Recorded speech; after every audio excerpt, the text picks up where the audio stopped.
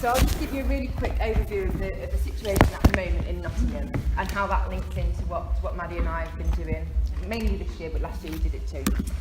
So the picture in Nottingham is that we do have high numbers of rough sleepers, and that's off the back of years of austerity basically, and cuts and things that we needed to prevent people from sleeping rough and prevent them from having to sleep rough, and things that supported people like mental health services, that kind of thing, weren't there anymore, and we saw the numbers increase, and I think particularly spiked in the autumn of 2016, when I believe the number was about 48, which is the highest that it's ever been.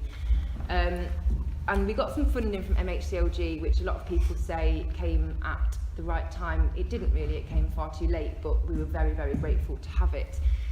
So that's the project which I'm overseeing at the moment. So within the project, which we got the money for last year, we've put extra provision in the city. We've got more beds than we've ever had before. We've got really tailored services for men with complex needs, for example. We've got 10 beds at a unit in Snenton, and they do incredible work there. And we've got detox units. We've got a really specific unit for Mamba detox, and we are one of the only cities that have that kind of provision, and quite a lot of people visit and say, you know, how good it is, and we have had people really successfully sort of move through that, which is brilliant to see.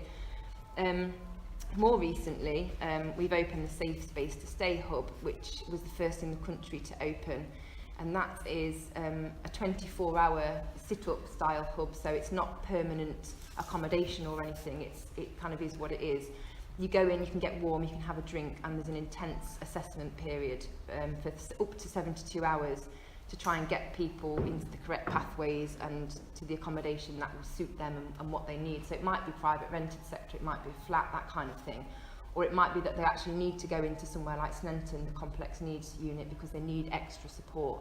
They need something more for them to prevent them from falling through the net again or returning to homelessness. So it's become pretty clear to me pretty quickly that the issue is massively, massively complex, and a lot of people sleeping rough have been through some sort of trauma, maybe from childhood, or it might be more recent, but the issues there are vast, and lots of things to try and block out those issues, like drug use. So you'll have seen people probably in the street who have taken Mamba, who have sort of collapsed in the street, and it's quite frightening to see, probably for young people especially. But Mamba for people just blocks everything out, and that's what they're aiming for. It helps them sleep, it's cheap, it's a terrible, terrible situation, and it just goes around and around. So substance misuse is a huge barrier to getting people into accommodation for us. It's probably the main one, and it's shown itself to be a barrier within the partnerships as well, and we're so lucky in Nottingham to have some absolutely amazing partners, and I know they don't have things like this in other cities because I travel around and do research, and they don't really have the kind of partnerships that we do have here. And what they don't have is this sort of information sharing as well, which obviously we do have. And the generosity of people in Nottingham is absolutely incredible. So at Christmas, I think I had to do about 10 different trips of Christmas presents to various different hostels and things, and it's amazing, and we need to kind of harness that energy and put it towards good use, really.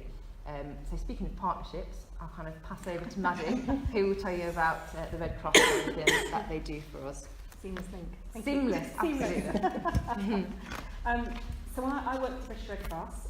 My background is in emergency response, so if there's a major incident in Nottingham, a large evacuation, or you have a fire or flood at your property, the fire service ask our volunteers, they will come out to you and support you. So rough sleeping's never really been on our agenda because there's lots of other charities that do it and do it really well, and why would we want to take on something that another organisation is doing?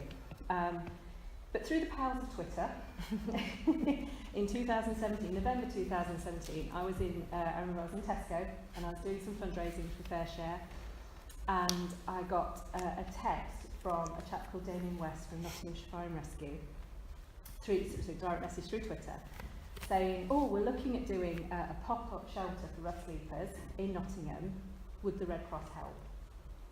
So, slightly taken aback because Damien has my contact details, we work together regularly, but anyhow.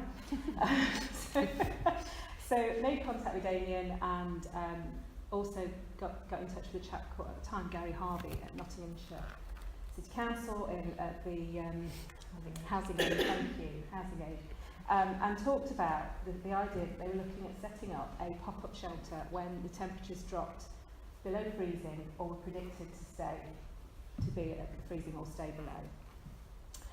And I went into that meeting, bear in mind this is nothing that Red Cross has ever done before, and I kind of did what Leslie's always telling me to do, which is proceed until apprehended.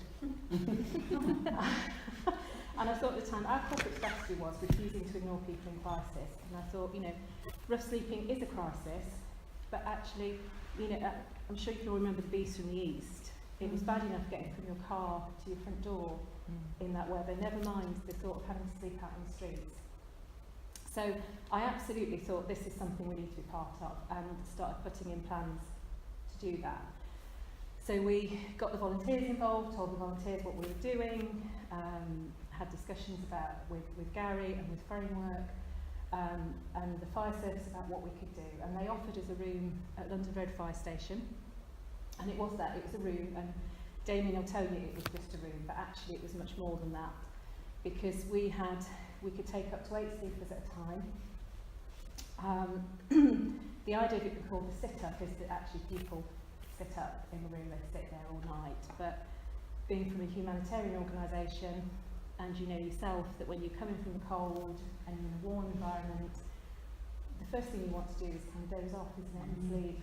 The very first night we opened, there was a chap came in and he said, "Can I go to sleep?" And one of the fire officers was sat with me and he went, "Knock yourself out, mate." So it kind of proceeded again. But we have 2 volunteers on. There's 2 volunteers overnight, and we provide sleeping bags for those individuals, hot drinks, somewhere safe. We've had some great partnerships this year, particularly with Guru and Nanak, coming in providing food every night. And I think the biggest success of Sit Up is the fact that our volunteers, apart from being amazing, obviously, but that they just have the ability to sit and talk to somebody. And I think it's through talking to people, it's getting to the crux of sometimes what the issue is. And we have referral forms provided by Housing Aid, so we fill those in with as much information as possible. And those forms have sometimes helped to get people off the streets, or helped people to re-engage, because sometimes relationships break down for all types of reasons. But just by the ability of our volunteers being completely neutral, having a conversation, and encouraging people to seek help. So just to give you an idea, in 2017-18, we opened for 29 nights, and we saw 79 individuals. This year, so 2018-19 winter, we opened for 14 nights, and we've seen 69 individuals. So that gives you an idea of how the numbers are increasing, which far, you can tell us more about. So obviously the amount of times we've had to open the sit-up is far, far less.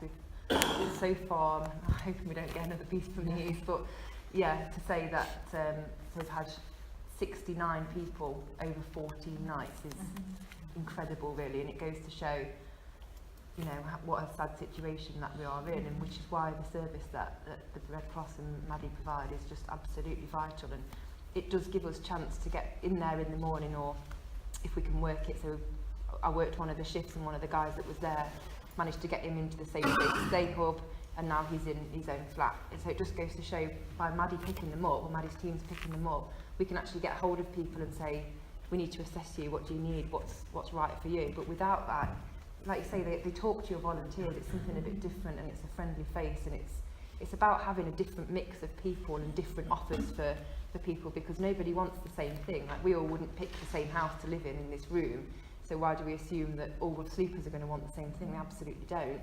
And it's important that we have lots of different things to offer people as individuals.